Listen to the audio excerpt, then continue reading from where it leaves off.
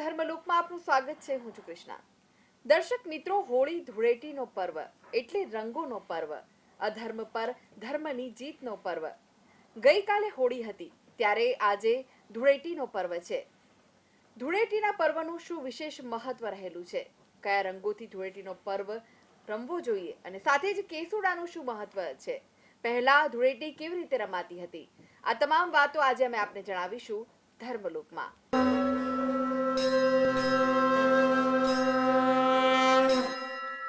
તો આ વિશે જ વધુ માહિતી માટે આપણી સાથે જોડાયેલા છે જાણીતા જ્યોતિષાચાર્ય ડોક્ટર હેમિલભાઈ લાઠિયા. હેમિલભાઈ, ધર્મલોકમાં આપનું સ્વાગત છે. નમસ્કાર. નમસ્કાર. હેમિલભાઈ, આજે ધૂળેટીનો પર્વ છે, ત્યારે ધૂળેટીના પર્વનું શું વિશેષ મહત્વ રહેલું છે? જી, જો સૌ પ્રથમ તો આપણે વાત કરીએ કે ધૂળેટીનો પર્વ કેમ મનાવીએ છીએ. ધૂળેટીનો પર્વ આપણે મનાવવા પાછળનું સૌથી પહેલું કારણ તો એ જ કે હોળી પ્રાગટ્ય થાય એટલે આપણે એમ કહે છે કે હોળાષ્ટક પૂરા.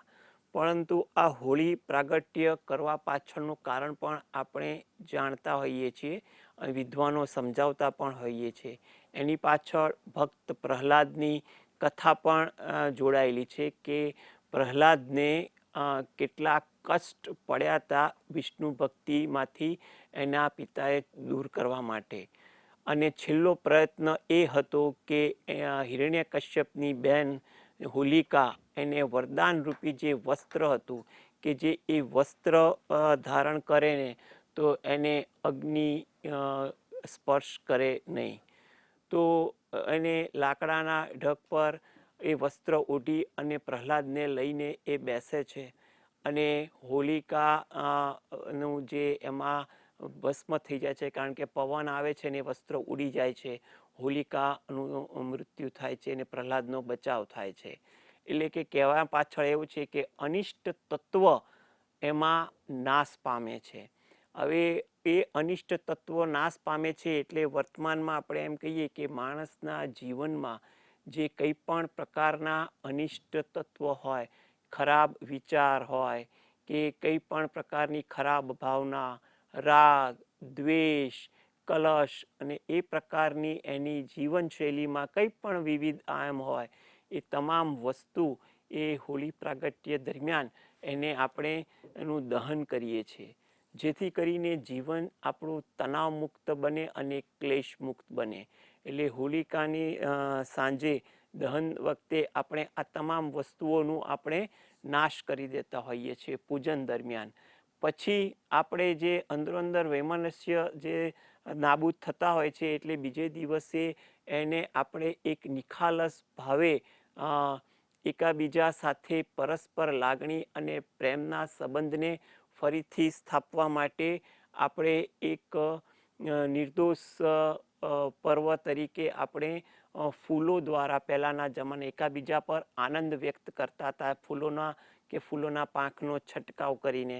આજના જમાનામાં તો વિવિધ રંગો પણ હોય છે કે રંગો દ્વારા પણ એમ કહેવાય છે કે પોતાના જીવનમાં અને અન્યના જીવનમાં નવા રંગ આપણે ભરી શકીએ. એટલે કે ખરાબ ભાવનામાંથી મુક્ત થઈ નવા જીવનના નવા રંગની શરૂઆત કરવા માટે આ આપણે ધૂળેટીના દિવસનો એક મહિમા આપણે ગણતા હોઈએ છીએ. એટલે કે ધૂળેટીની આખી આ વસ્તુ સમજવા પાછળ આપણે થોડુંક પાછળનું કારણ કે હોળી પ્રાગટ્યનું આપણે એ સમજવા માટે આપણે હમણાં વાત કરી.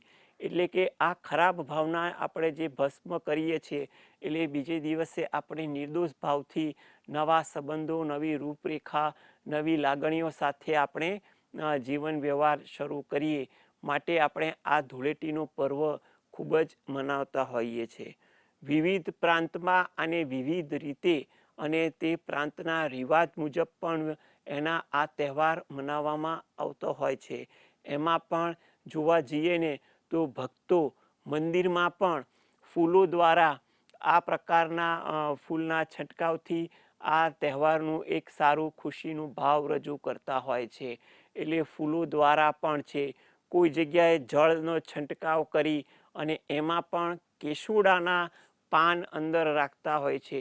કેસુડાના જે વૃક્ષ છે એમાં પણ એમ કહેવાય છે કે ઔષધીય ગુણ તો હોય છે, સાથે સાથે એનામાં કુદરતી દેવી શક્તિ કે દેવીના વાસનું પણ આપણે જાણકારી મેળવતા હોઈએ છીએ. એટલે કેસુડાના જે ફૂલ જે છે એનો મહિમા પણ ખાસ વિવિધ રીતે રહેલો છે. જે પાણીમાં નાખવાથી કેસુડાના જે રંગ હોય ને એ રંગ પાણીમાં ભળી જાય છે અને પાણી એ કેસુડાના રંગવાળું થતું હોય છે, થોડું શીતળ પણ બનતું હોય છે. એટલે કે કહેવાય છે કે આપણી લાગણી અને પ્રેમ એ કુદરતી વાતાવરણ સ્નેહના સંબંધમાં રંગાઈ જાય એ હેતુથી પણ આ કેસુડાનું પાનનો ઉપયોગ કરી અને એ કેસુડાના જળનો છંટકાવ કરતા હોય છે. એટલે એ છંટકાવ કરવાથી જળ થોડુંક એમ કહેવાય કે કેસુડાના રંગવાળું બને છે, થોડુંક આયુર્વેદિક ગુણવાળું પણ બને છે. વગેરે જેવી વિદ્વાનો જે તે કક્ષાના વિદ્વાનો હોય એના વાત મુજબ કેસુડાના ફૂલનું વર્ણન કરીને પણ આનો મહિમા સમજાવતા હોય છે. એટલે કે આવી રીતે આપણે ધૂળેટી રમવા પાછળનું મુખ્ય કારણ એ જ છે કે પરસ્પર લાગણી ની ભાવના નવી ઊભી કરી, જૂના કંઈ પણ પ્રકારના રાગ દ્વેષ ક્લેશ ભૂલી અને જીવનમાં નવા રંગો ભરાય એવી ભાવનાથી આપણે એકાબીજા પર ખુશીની ભાવના રંગરૂપી, પાણીના છંટકાવ રૂપી કે ફૂલોના છંટકાવ રૂપી પણ કરતા હોઈએ છીએ. ભગવાનના મંદિરમાં પણ ઘણીવાર નિર્દોષ ભાવે ભક્તો ફૂલો દ્વારા પણ આની ખુશી પ્રગટ કરતા કેટલાક પ્રાંતમાં આપણને જોવા મળતા હોય છે. એટલે કે આ જે ધૂળેટીનો પર્વ છે ને એમ તો જોવા જઈએ દેશભરમાં પણ મનાતો હોય છે. ક્યાંક કેટલીક જગ્યાએ કેટલાક પ્રાંતીય રિવાજો, પારંપરિક રિવાજો મુજબ પણ આનો તહેવાર મનાવતા હોય છે. કેટલાક લોકો આ દિવસે ખાસ વિધિ વિધાન પણ નક્કી કરતા હોય છે અને ઘણા લોકોને આના માટે એક વિશેષ મહિમા હોય છે. કેટલીક જગ્યાએ વિશેષ રિવાજ પણ હોય છે. કેસુડાના પાન દ્વારા જો રંગથી છંટકાવ કરવામાં આવે ને તો ઘણીવાર એની ખુશી અને એનો આનંદ પણ જોવા જઈએ ને તો ખૂબ જ મળતો હોય છે. વર્ષો પહેલાંનામાં પણ એવું જોવા મળે છે કે વિવિધ રંગોની ઉપલબ્ધતા ન હોય તો લોકો કેસુડાના પાનનો ઉપયોગ કરતા હતા અને એના જળ વડે એ જળનો છંટકાવ કરતા હતા અને સંબંધોની શીતળતા અનુભવતા હતા અને નવા લાગણીના સંબંધો વિકસાવતા હતા. હેમિલભાઈ, કેસુડાની તમે વાત કરી તો કેસુડાનું શું મહત્વ રહેલું છે રંગોના પર્વમાં? જી, કેસુડો જોવા જઈએ ને તો આ વૃક્ષ જોવા જઈએ ને વર્ષમાં 2 મહિનામાં જ એના પાન વધુ જોવા મળતા હોય છે. ફેબ્રુઆરી ને માર્ચ મહિનો, આમ જોવા જઈએ ને તો અને ફાગણ માસ દરમિયાન. અને આ ફાગણ માસમાં જ આપણે પૂનમના દિવસે હોળી પ્રાગટ્ય થાય છે અને બીજા દિવસે ધૂળેટી રમવાનું આ લોકો પસંદ કરે છે અને જળમાં કેસુડાના પાનનો ઉપયોગ કરે છે. કેસુડાના વૃક્ષ પાછળ પણ ધાર્મિક કથા વિદ્વાનો પાસેથી જાણવા મળતી હોય છે. કહેવાય છે કે શંકર ભગવાનની તપશ્ચર્યા ભંગ કરવા માટે કામદેવ છે ને કેસુડાના વૃક્ષ પર જઈ અને બાણ ચડાવે છે અને શંકર ભગવાનની તપશ્ચર્યા ભંગ કરે છે. ત્યારે શંકર ભગવાનનું જે ત્રીજું નેત્ર ખુલે છે તો એવું કહેવાય છે કે કામદેવ સાથે આ વૃક્ષ પણ બળી ગયું હતું. પણ અન્ય દેવ અને ઋષિઓની ઉપસ્થિતિમાં અને એમની પ્રાર્થના દ્વારા શંકર ભગવાને કામદેવને અને આ વૃક્ષને સજીવન કર્યા. એમાં કામદેવ પણ એવું કહેવાય છે કે શરીર વગર સજીવ થયા, એટલે કે દરેક જીવમાં એને સ્થાન મળ્યું અને આ વૃક્ષને પણ સજીવ થયા અને કહેવાય છે કે સજીવ તો થયા વૃક્ષ પરંતુ એમાં એને સુગંધ ન આવી. એટલે કે આ રીતે આ વૃક્ષનું પણ મહિમા કેટલીક જગ્યાએ ધાર્મિક વિધાનોમાં વિદ્વાનો સમજાવતા હોય છે. હવે આ કેસુડાનું જોવા જઈએ ને તો એનાથી પણ વિસ્તૃત મહિમા એ છે કે કેસુડાનું જે પાન છે ને એ પાન છે ને ત્રિપાંખ્યું પાન હોય છે. એટલે કે એવું કહેવાય છે કે મધ્યનો જે ભાગ છે ને પાંખમાં 3 કહેવાય, એમાં મધ્ય ભાગમાં વિષ્ણુ, ડાબે બ્રહ્મા અને જમણે શંકર ભગવાન હોય છે. એટલે કે એ રીતે આનું પણ મહિમા ખૂબ જ વર્ણવેલો હોય છે. એવું કહેવાય છે કે કેસુડાનું જે આ પુષ્પ ફાગણ માસ દરમિયાન જો તમે શંકર ભગવાનને અર્પણ કરો ને તો એવું કહેવાય કે તમારી કંઈ પણ પ્રકારની આધિ વ્યાધિ ઉપાધિ હોય ને એ શંકર ભગવાનની કૃપાથી દૂર થાય છે. એટલે ઘણીવાર ભક્તો કેસુડાના ફૂલને પણ શંકર ભગવાન પાસે અર્પણ કરી અને પ્રાર્થના કરતા હોય છે. તો કોઈ વાર કેસુડાના ફૂલને જળમાં પધરાવી એટલે એ જળ કેસુડાયુક્ત થતું હોય છે, એના વડે પણ શિવલિંગ પર અભિષેક કરવામાં આવે ને તો પણ તમારા ઘણા દોષ શાંત થાય છે. એ જેવી રીતે કોઈ ખરાબ દોષ હોય કુંડળીમાં, પિતૃદોષ હોય કે કંઈ પણ પ્રકારના અન્ય દૂષિત દોષ હોય એ શાંત થાય છે.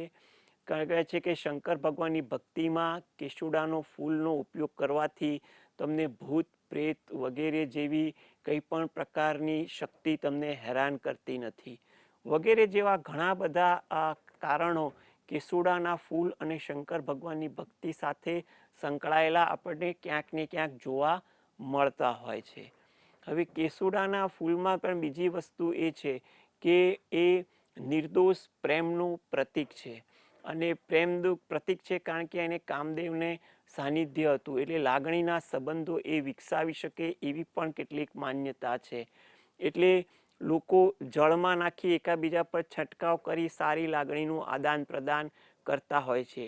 કોઈ જગ્યાએ આયુર્વેદિકના જાણકાર એમ કહે છે કે એમાં પણ કેટલાક આયુર્વેદિક ગુણ રહેલા છે જે શરીરના કેટલાક વિકારને પણ એ દૂર કરતા હોય છે વગેરે જેવી ગુણવાન વસ્તુ આ કેસુડામાં રહેલી છે. હવે કેસુડાને આ પ્રકારની જે ગુણવત્તા છે એ ગુણવત્તા તો ધાર્મિક રીતે પણ એટલી મહત્વતા રહેલી છે, સાથે સાથે નિર્દોષ લાગણીના આદાન પ્રદાન કરવા પાછળ પણ રહેલી જોવા મળે છે. અને એવું પણ આપણે માનીએ છીએ કે આ આપણે વર્ષમાં 2 માસ દરમિયાન મહા અને ફાગણ માસ દરમિયાન આમાં પર જે ફૂલ આવે છે એ ફૂલનો ઉપયોગ જો તમે યોગ્ય માર્ગદર્શન હેઠળ પણ તમે કરો ને તો પણ તમારા કેટલાક વિવિધ પૂજા ભક્તિમાં આનો ફાયદો થાય છે. સામાન્ય રીતે તો લોકો એને જળમાં નાખી અને ધૂળેટીના દિવસે એને કલરવાળું પાણી થાય એનો નિર્દોષ ભાવ જોતા હોય છે, પરંતુ એની પાછળના પણ કેટલાક ગુણ જો આપણે સમજવાની કોશિશ કરીએ તો એમાં આપણને ખૂબ જ વિસ્તૃત માર્ગદર્શન આપણને મળતું હોય છે. કેસુડાના ફૂલ તો છે એ લાગણીનું પ્રતીક પણ રહેલું છે. પાણી એટલે કે જળ એ શીતળતા છે.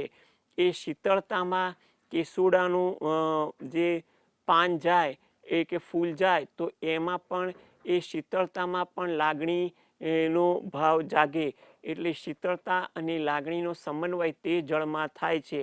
એટલે લોકો શું કરે ધૂળેટીના દિવસે એકાબીજા પર છંટકાવ કરે છે કારણ કે આગલે દિવસે રાત્રે તો આપણે તમામ પ્રકારના વૈમનસ્ય હોળીમાં તો આપણે ભસ્મ કર્યા હોય છે એટલે બીજે દિવસે સારી લાગણી સારી ઉર્જા નવા સંબંધોની સારી શરૂઆત થાય એ હેતુથી આપણે એકાબીજા પર આપણે ધૂળેટીના પર્વનો મનાવતા હોઈએ છીએ.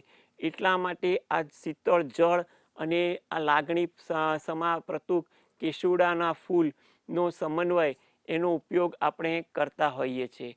એ ઉપરાંત પણ ઘણીવાર જોવા જઈએ ને તો કે આ પ્રકારના જળના સ્નાનનો પણ મહિમા વિશિષ્ટ રીતે રહેલો હોય છે. એની પાછળ પણ ઘણા તર્ક વિદ્વાનો સમજાવતા હોઈએ છીએ કે આ જળ આપણે ફક્ત ધૂળેટી પર છાંટીએ છીએ તો અન્ય દિવસે એક સામાન્ય સ્નાનમાં પણ આપણે ઉપયોગ કરવા જઈએ તો આપણાથી એના શું ફાયદા થાય. એટલે કેસુડો એ લાગણીનો જથ્થો છે અને જળ શીતળતા એ જળમાં પ્રવાહિત થાય એટલે એમ કહેવાય કે લાગણી ખૂબ જ પ્રવાહિત થાય અને એનો છંટકાવ જો ધૂળેટીના દિવસે કરવામાં આવે તો આપણે જે વૈમનસ્ય આગલે દિવસે બાળેલા છે તો નવા સંબંધોમાં એ લાગણીનો પ્રવાહ ખૂબ જ સારો રહે અને સારો જળવાઈ રહે એવી ભાવના આપણા લોકોમાં રહેલી છે. માટે આનો ઉપયોગ વધુમાં વધુ કરતા હોય તેવું આપણે કહી શકીએ. હેમિલભાઈ, તમે ધર્મલોકમાં ઉપસ્થિત રહ્યા દર્શક મિત્રોને ધૂળેટીના પર્વનું મહત્વ સાથે જ કેસુડાનું શું મહત્વ રહેલું છે આ પર્વમાં તે સમજાવ્યું તે માટે આપનો આભાર. નમસ્કાર. નમસ્કાર. તો દર્શક મિત્રો, તમે પણ ધૂળેટીના આ પર્વમાં આર્ટિફિશિયલ રંગોના ઉપયોગ કરતા જો કેસુડાના પાણીનો ઉપયોગ કરો તો તમારા સંબંધોમાં અને તમારા જીવનમાં પણ પ્રેમ અનુભવાશે. આ સાથે જ આગળ જોઈશું વિશેષ રજૂઆત સુખની શોધમાં. તે પહેલા લઈએ વિરામ.